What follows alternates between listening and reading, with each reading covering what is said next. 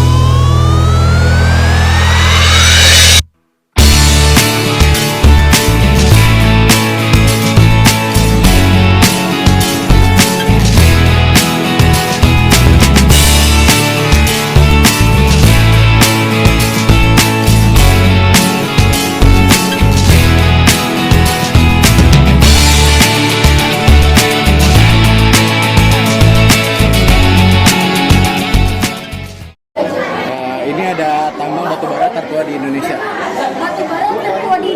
Yang pertama ada Pengaron dari Kalimantan Selatan, lalu ada Umbilin yang berasal dari Sumatera Barat. Nah, ini ada tambang emas tertua di Indonesia. Nah, ya cuma tambang emas tertua di Indonesia, nah ada satu yaitu dari Bengkulu, namanya itu tambang Lebong. Ini ada sejarah penelitian geologi Indonesia. Yang pertama ada George Eberhard Rupius, lahir pada tahun 1627 dan meninggal 1702.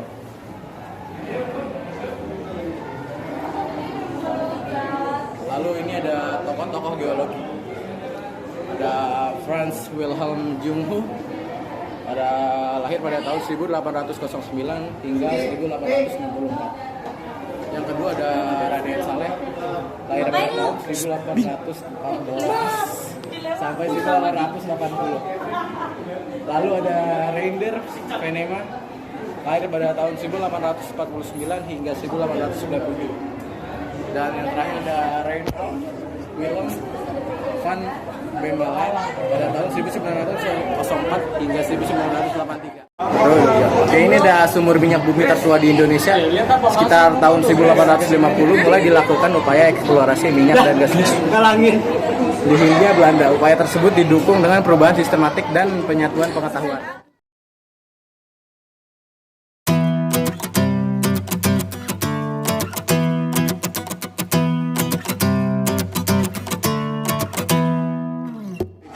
Tahap lanjutan ini yang sudah gue dimanfaatkan sebagai tempat hunian.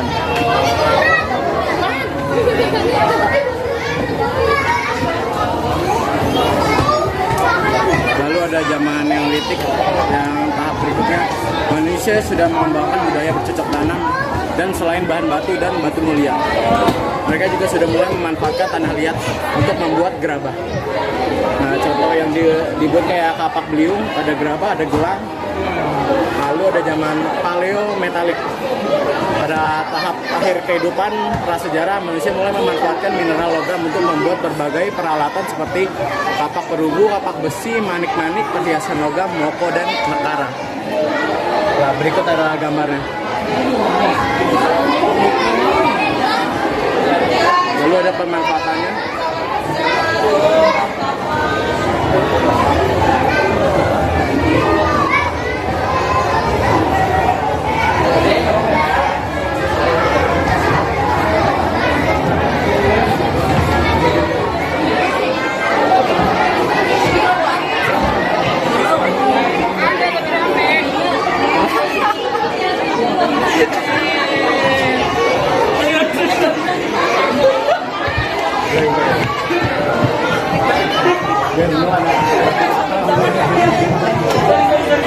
Pemanfaatan migas.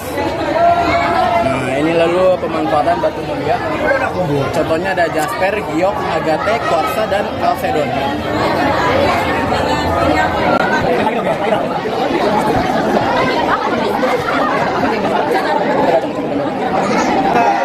Lalu ada pemanfaatan batu bara sebagai bahan bakar PLTU.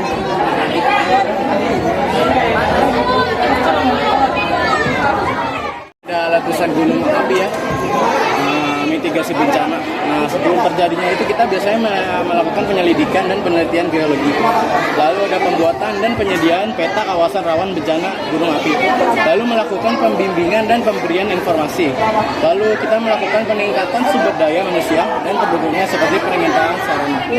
Lalu saat terjadinya itu kita membentuk tim gerak cepat, meningkatkan pemantauan dan pengamatan dengan didukung oleh penambahan peralatan yang memadai.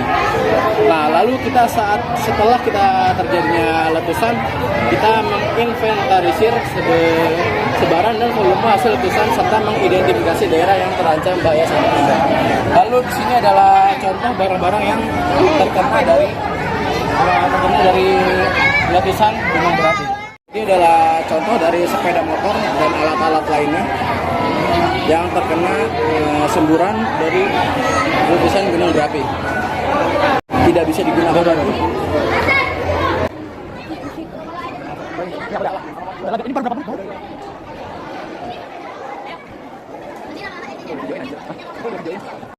Tanah longsor ya.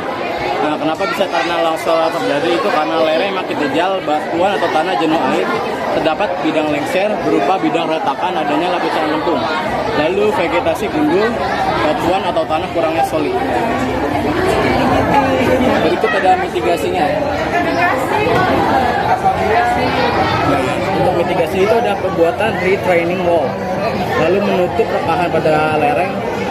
Dan yang terakhir ada pembuatan terasering, ada dua lagi. Kita melakukan penghijauan daerah rawan longsor tersebut agar banyaknya tumbuhan-tumbuhan yang tumbuh dan menyolidkan tanah tersebut. Lalu yang terakhir pada lembah dibangun penampungan material aliran. Nah, tanda-tanda longsor untuk kerikil berjatuhan di kaki bukit, muncul mata air secara tidak tiba-tiba, dan yang terakhir muncul retakan di lereng.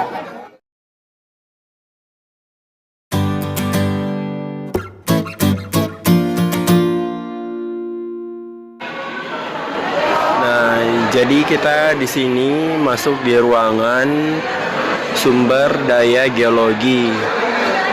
Nah, sumber daya geologi itu proses geologi yang berlangsung sejak miliaran tahun lalu di bumi yang berupa gerakan litosfer atau dikenal dengan tektonik, dan kegiatan magma secara langsung maupun tidak langsung menghasilkan aneka sumber daya geologi atau mineral, energi, dan air yang berguna bagi kehidupan manusia di samping bencana geologi. Gerakan litosfer menyebabkan naiknya magma ke permukaan bumi yang menghasilkan mineral logam, non-logam, dan batu mulia serta panas bumi. Di samping itu juga terciptanya cekungan sedimen yang memungkinkan terbentuknya minyak dan gas bumi serta batu bara, air hujan yang jatuh ke permukaan bumi Sebagian masuk ke dalam bumi sebagai air tanah dan sisanya yang tidak terserap akan mengalir sebagai air limpasan. Ya, jadi guys, air itu penting bagi kehidupan. Air merupakan salah satu sumber daya geologi yang sangat penting, yang sangat berjasa untuk semua kehidupan di muka bumi. Semua yang hidup di bumi hampir seluruhnya mengandung air, sekitar 50-90% air terkandung dalam tanaman dan hewan hidup, dan sekitar 75% air terkandung dalam tubuh manusia. Kita bisa hidup sebulan tanpa makanan, tapi hanya bisa bertahan beberapa hari saja tanpa air. Di sini tentang gue baca nggak? Apa jelasannya bahasa Inggrisnya gini dan guys ini. Yang pertama, karbon terasap dari datang, bakteri, plankton, tumbuhan, lunak, dan keras yang terjadi oleh C, A, N, dan O2. Apabila mati sebagian besar akan terjadi atau dimakan oleh bakteri. Yang kedua, sisa organisme disediakan dengan juga sedimen. Dan ketiga, sisa organisme yang telah tertimbun oleh organisme yang telah tinggal selama jutaan tahun. Yang keempat, dengan proses biologi berjalan beberapa ini menggunakan lapisan-lapisan batuan mengalami perkembangan dengan pengangkatan sehingga lapisan batuan yang berlanjut laut meja penjarakan. Mulai bermigrasi lantas karena berajangnya lebih kecil daripada air. Terakhir, apabila dalam sejarah bumi itu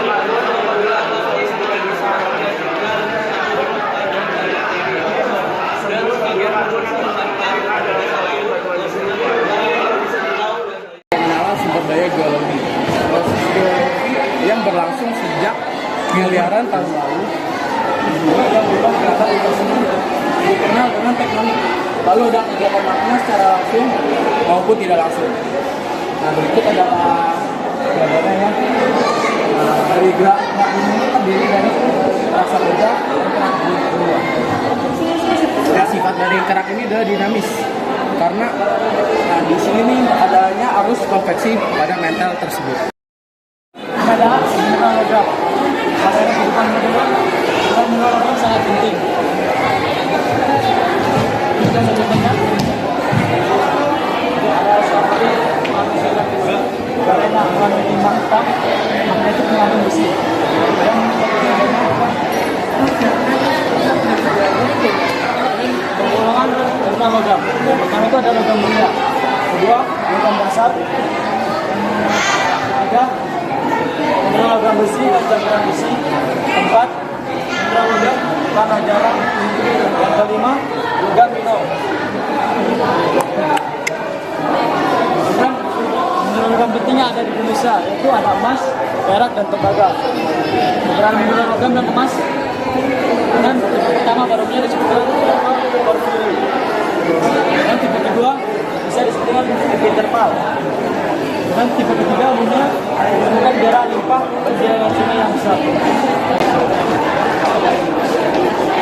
Dan mineral penting di Indonesia ada nikel, ada mana, dan terjadi melalui beberapa proses. Yang pertama pengadaan sekunder, industrial, dan marine oil. Dan kemudian ada timah terdapat di antara saluran tertentu, yaitu jalur granit timah Asia Tenggara.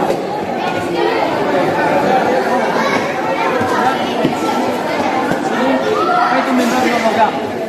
Mineral non-logam adalah zat padat atau organik dibentuk secara alamiah, mengampuni susunan kimia dan sistem kristal tertentu yang tidak mengandung mineral logam, seperti batu bara, gambut, dan bitumen.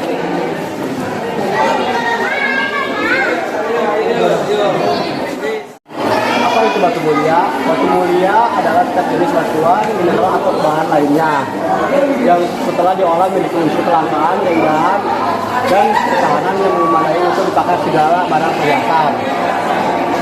Sejarah penggunaan Sejak zaman prasejarah, batu mulia telah dipakai sebagai peralatan pendukung dalam kehidupan sebagai bahan-bahan peralatan senjata.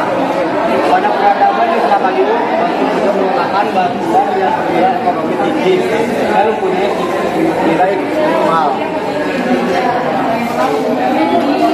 Bagaimana terbentuknya batu mulia? Terbentuknya batu mulia akibat proses terbentuknya lava opal, perak, dalam mineral silika yang dibawa air tanah. Pembuatan batu atau sedimen akibat tekanan dari temperaturi tinggi menjadi batu metamorf menyebabkan batu mulia sebenarnya hijau, namun dan lemak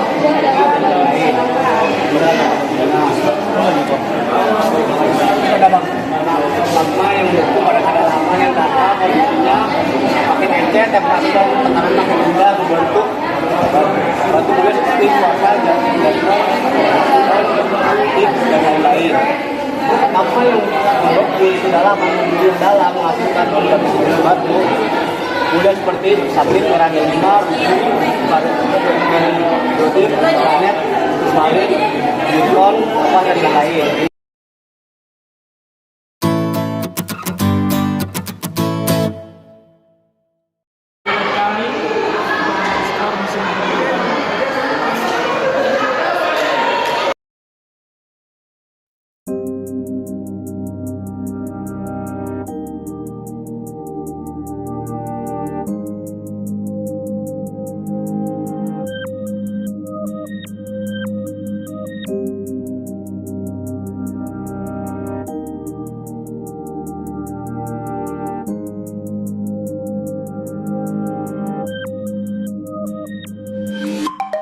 Kita berada di Stone Garden, Bandung.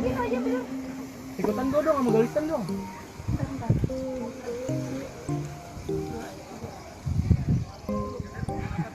Stone Garden Bandung merupakan tempat rekreasi yang berada di Citata, Padalarang, Bandung. Pada daerah ini terdapat batu gamping beraneka ragam. Ada yang berwarna putih, hitam, dan warna kuning-kuningan. Stone Garden terletak pada daerah topografi yang mencapai ketinggian 97 meter. Batu gamping yang berada di Taman Wisata Stone Garden ini merupakan bukti bahwa dulunya di sini merupakan tempat laut dangkal.